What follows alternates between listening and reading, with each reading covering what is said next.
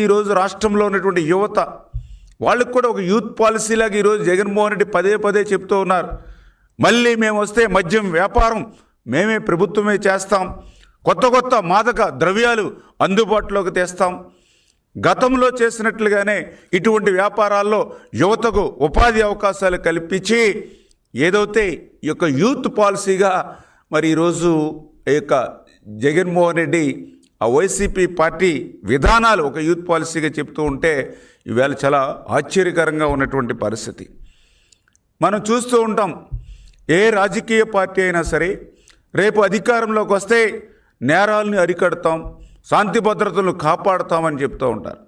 కానీ ఈ యొక్క వైసీపీ పార్టీ ఏదైతే ఈ యొక్క గొడ్డల పార్టీ అని ఈరోజు ఏదైతే ప్రజలు పిలుస్తూ ఉన్నారో మరి వాళ్ళు ఏం చెప్తూ ఉన్నారు?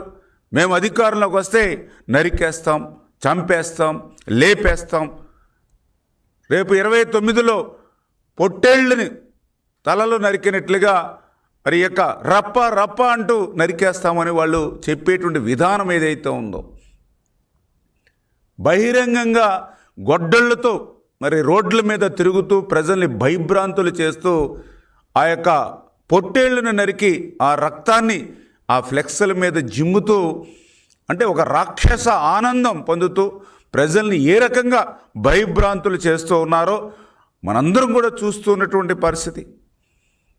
వాళ్ళ పార్టీ నాయకుడు ఇంకొకటి చెప్తూ ఉంటాడు, రేపు అధికారంలోకి వచ్చాక గుంటూరు నుండి యువతల వైపు అంతా కూడా ఇంటిలోంచి బయటికి లాగి కొడతాం, గుంటూరు అవతల ఇంటిలోంచి బయటికి లాగి నరుకుతామని.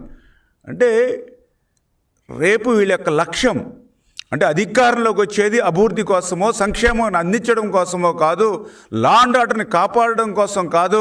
రేపు అధికారంలోకి వచ్చేది ఏదైతే భర్తలను కోల్పోయినటువంటి భార్యలు, బిడ్డలను కోల్పోయినటువంటి తల్లులు అంటే ఒక విధ్వంసం, ఒక ధ్వంసం, రేపు రాష్ట్ర భవిష్యత్తుని కళ్ళకు కట్టినట్లు ఈరోజు మరి జగన్మోహన్ రెడ్డి ఈవేళ వాళ్ళ గొడ్డలి పార్టీ విధానాల ద్వారా ఈరోజు మనందరికీ కూడా చూపిస్తున్నటువంటి పరిస్థితి.